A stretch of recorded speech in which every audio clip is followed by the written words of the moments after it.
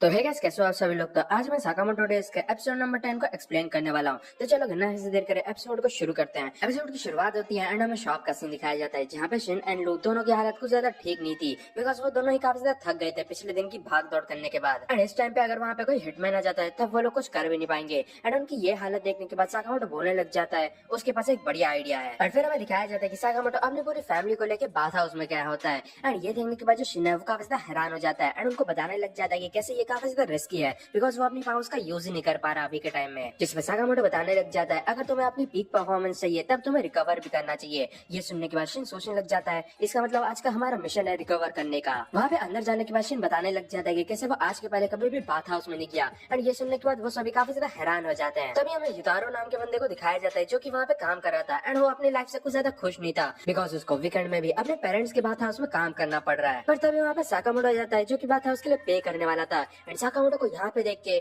Utah एकदम से shock हो जाता है। वो सोचने लग जाता है मैंने इस बंदे को कहीं ना कहीं तो देखा हुआ है। एंड जैसे ही शिन साकामोटो का नाम लेता है वो बंदा एकदम सोचने लग जाता है कहीं ये वही लेजेंडरी असैसिन तो नहीं। एंड तभी वो टॉवल्स लेने के टाइम साकामोटो का जो वांटेड पोस्टर है वो देखने लग जाता है एंड वो समझ जाता है कि ये सही में साकामोटो है। वो सोचने लग जाता है कि उसने आज तक कभी इमेजिन भी नहीं किया था उसके जैसे छोटे मोटे हिटमैन का इनकाउंटर किसी लेजेंडरी असैसिन से हो जाएगा। एंड साकामोटो की बाउंटी देखने के बाद वो एकदम खुश हो जाता है, बिकॉज उसके हाथ में कोई जैकपॉट लग चुका था। पर लेकिन तभी पीछे से जो साकामोटो है वो भी शायद से उसकी हरकतों को नोटिस कर लेता है। उसके बाद जब साकामोटो एंड उसकी फैमिली बाथ हाउस में एंटर करती है, जो वो बंदा है वो भी उनका एकदम पीछा करने लग जाता है, बिकॉज चाहे कुछ भी हो जाए उसे साकामोटो को मारना ही होगा, क्योंकि उसी की मदद से वो अपनी लाइफ को पूरी चेंज कर सकता है। जब साकामोटो अपने आप को साफ कर रहा था तब वो बंदा सोचने लग जाता है कि कैसे जो साकामोटो है वो एकदम डिफेंसलेस है एंड शायद से इसकी मदद से वो इजीली उसको मार सकता है। एंड स्पेशली उसके बाथ हाउस में जो भी बूबी ट्रैप्स है वो उनका फाइनली यूज कर पाएगा। सबसे पहले वो लोग जेट बाथ में एंटर करते हैं, जहाँ पे शिन को तो काफी ज्यादा मजा आ रहा था, पर लेकिन साकामोटो को जो प्रेशर है वो काफी ज्यादा कम लग रहा था। एंड तभी शिन को एक अननोन सा बटन भी दिखता है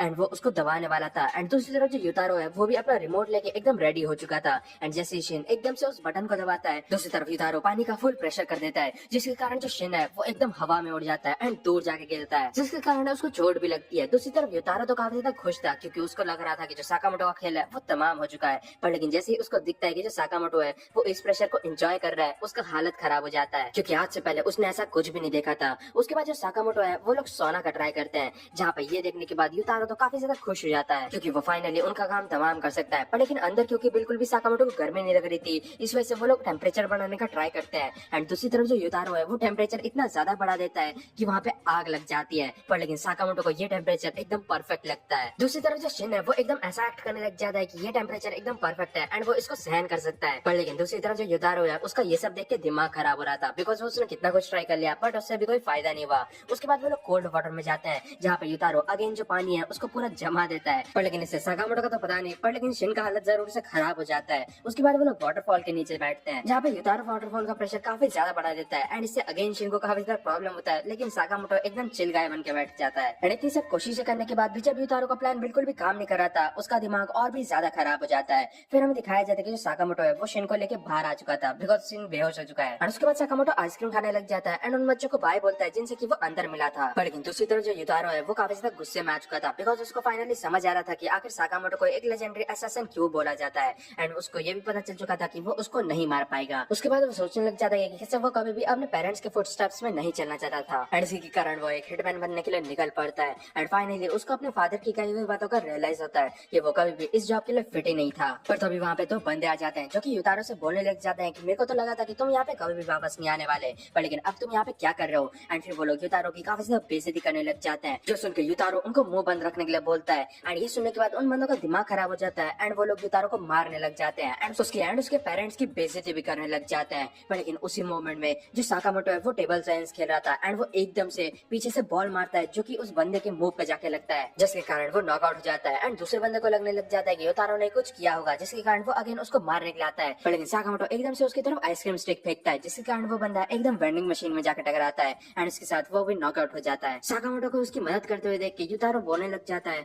इस पूरे टाइम तक तुम्हें मेरे बारे में पता था ना। एंड फिर वो एकदम से उससे माफी मांगने वाला था, पर लेकिन साकामोटो साकामोटो बोलता है कि तुम्हारी जो बात के फीचर्स है वो काफी ज्यादा कमाल के हैं। और इसके बाद वो अपने फैमिली के साथ वहाँ से चले जाता है। एंड दूसरी तरफ जो युतारो है वो काफी ज्यादा हैरान हो जाता है एंड वो काफी खुश भी था। एंड वो एकदम अपने फादर को कॉल लगाता है एंड उनको बताता है कि कैसे वो बात हाउस को टेक ओवर करने वाला है। लेकिन उसके फादर बोलते हैं कि तुम काफी ज्यादा लेट हो चुके हो। यही दूसरी तरफ हम शिन को दिखाया जाता है जिसकी हालत पहले से भी ज्यादा खराब हो चुकी है। तभी हमें कुछ अननोन बंदों को दिखाया जाता है जो कि किसी मिस्ट्रेस के बारे में बात कर रहे थे एंड वो लोग उसे अपने साथ वापस ले जाना चाहते हैं। एंड तभी सीन कट होता है एंड साकामोटो एंड शिन को दिखाया जाता है जो कि रेस्टोरेंट में होते हैं। एंड तभी वहाँ पे लू आ जाती है जो कि शिन के लिए कोई स्पेशल कोला लेकर आई थी एंड वो भी खुद से मिक्स करके। एंड जब शिन उसको ट्राई करता है उसकी हालत और भी ज्यादा खराब हो जाती है। लू बताने लग जाती है कि कैसे ये उसका फर्स्ट टाइम है ऐसे किसी रेस्टोरेंट में खाने का एंड उसे काफी ज्यादा अच्छा लग रहा है। जिसमें शिन बोलने लग जाता है मुझे जहाँ तक पता है हर कंट्री में ऐसे छोटे मोटे रेस्टोरेंट होते हैं। एंड ये सुनने के बाद लू बताने लग जाती है कि कैसे उसके घर पे प्राइवेट शेफ था जो कि उसके लिए हर एक खाना बना के देता था। एंड तब शिन को याद आता है कि ये लड़की तो माफिया की डॉटर है। पर तभी लू बताने लग जाती है कि कैसे ये वाली लाइफ उसके लिए बेस्ट है बिकॉज वो माफिया वाले चीजों में फिट ही नहीं बैठती।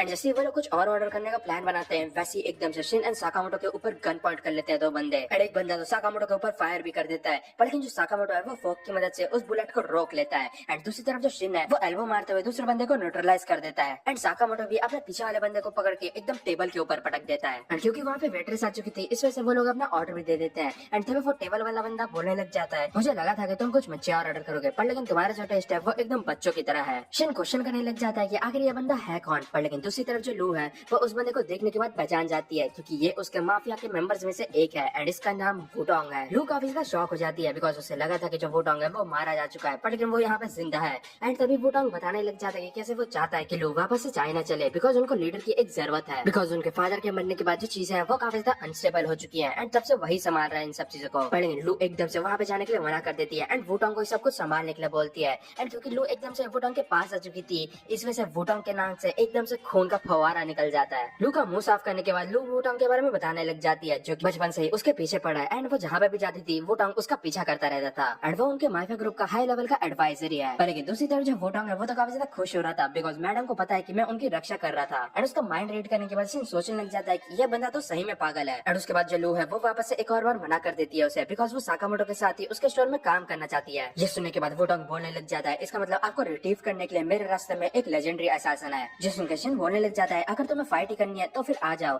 एंड ये सुनने के बाद वुडोंग बोलने लग जाता है क्या तुम्हें मैं पागल दिखता हूँ, कौन ही बिना हथियार के असैसिन से लड़ने वाला है। एंड फिर वो एक कॉन्टेस्ट रखने के लिए बोलता है पर लेकिन इसके लिए भी वो लोग मना कर देते हैं। एंड तभी वुडोंग बोलता है कि अगर तुम लोग मेरे को हरा देते हो तो मैं तुम्हें उस बंदे के बारे में इन्फॉर्मेशन देने वाला हूँ जिसने कि साकामोटो के ऊपर बाउंटी लगाई है क्योंकि माफिया की जो इंटेलिजेंस है वो काफी ज्यादा कमाल की है। एंड ये सुनने के बावजूद भी जो साकामोटो है वो एकदम से मना कर देता है इस ऑफर के लिए। पर लेकिन जो लू है वो एकदम मान जाती है इस ऑफर के लिए बिकॉज करंटली वो साकामोटो की फैमिली मेंबर है एंड वो अपने आप को दाव पे लगा सकती है। जिसके बाद वुडोंग उन सभी को फॉलो करने के लिए बोलता है। फिर हमें दिखाया जाता है कि वो लोग एक अननोन सी गली में होते हैं एंड वो लोग किसी बेसमेंट में जा रहे होते हैं। उसके बाद वुडोंग उन सभी को कपड़े चेंज करने के लिए बोलता है बिकॉज इन कपड़ों में वो लोग वहाँ पे नहीं जा सकते। एंड उसने साकामोटो एंड शिन के लिए एक काफी कमाल का चेंजिंग रूम में बनाया था जहाँ पे एयर कंडीशनर है। एंड अपने कपड़े चेंज करने के बाद हमें दिखाया जाता है कि वो लोग फाइनली उस लोकेशन में पहुंच जाते हैं जो कि एक अंडरग्राउंड कैसीनो होता है। एंड ये देखने के बाद वो लोग काफी ज्यादा हैरान हो जाते हैं बिकॉज फिजिकल स्ट्रेंथ यहाँ पे मैटर ही नहीं करेगा। फिर वुडोंग उनको 30 मिलियन चिप्स देता है एंड बोलता है कि 2 घंटे में जो भी ज्यादा पैसा बनाएगा वही जीतेगा। एंड वो वहाँ से निकल जाते हैं। तभी शिन एंड साकामोटो बताने लग जाते हैं कि कैसे उनको इसके बारे में कोई भी नॉलेज नहीं है एंड ना ही उनको उसके बारे में रूल्स पता है जो कि उनके लिए काफी बड़ी प्रॉब्लम है। पर लेकिन क्योंकि उनके पास शिन है